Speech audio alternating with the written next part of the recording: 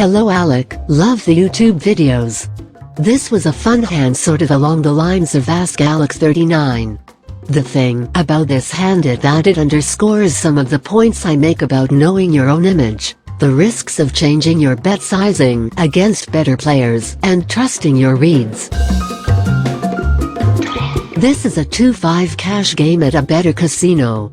This session started in, for $500, and had bled out half of that at the feeder game called Decked. I changed seats and won a couple of small pots, but was stuck. When I moved to the next table, 3 of my opponents were still there, so I had an additional hour of reads on, by the time this hand came up. One was a decent lag guy pushing action, forcing scared money to play out of their comfort zone.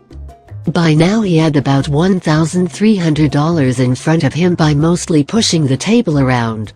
He hit a couple big hands with premiums in there against others who didn't have the reading skills to ferret the hand out.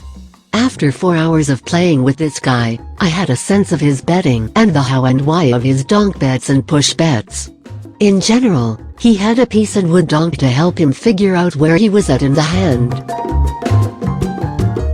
He would double down or check raise when he was light.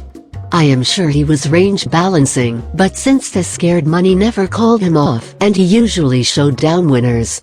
To this point he had also laid down his hand in a big pot he felt he was behind in and that he built once when his opponent went over him all in. I felt that my read on him was dialed in. I was looking for a good place to take a shot at him. Lag guy straddles and I get a couple of limpers to me. I look down at my hand after asking if the lag bet or straddled. I raised to $35, which was typically good enough to isolate. Everyone behind folds back to the lag who flats and the limpers get out of the way. My read is that we are in a 50-50 situation. He doesn't have premiums, maybe an ace-x or king-x type hand, but definitely junk. To the flop. The flop hits queen 5-2 with queen of hearts. So, I know that if the lag bets he has a queen or a close pair, if he check raises me he missed the flop. If he check folds, he doesn't want to mess around with me.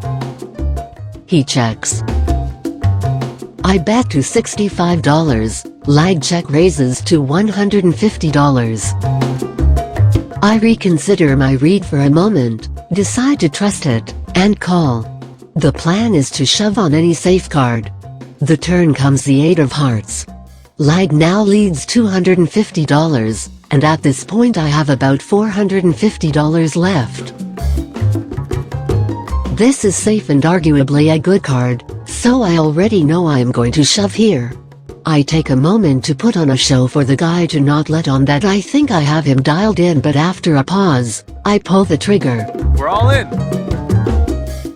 He is visibly stunned and was clearly not expecting that move. He tries to put me on a hand for a couple of minutes and starts chatting me up.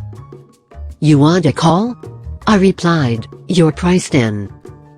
Show me one. I nod no. Show your hand if I fold. Sure. He keeps firing the questions but I shut down. Minutes pass. He starts talking to himself while my neck starts cramping up as I wonder if I made a huge mistake here. The table is standing and a few stray players come by to see what happens. He finally goes, I want to call you. Then mucks his hand.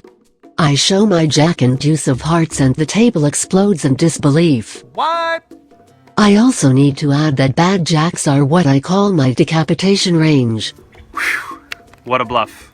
For some reason I have seen a disproportionate number of these hands over the many years, and using my reading skills, I have just learned along the way how to play them fairly well. You're a shark. Strong reading skills has helped.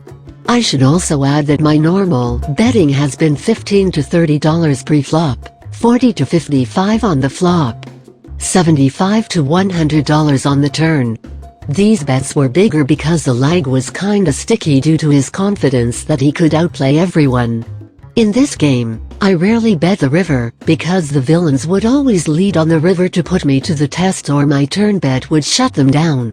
In general, due to the characters and situations here, the river was usually a call or fold decision. Man, that play was sick. Keep up the good work, Bob Giorgio.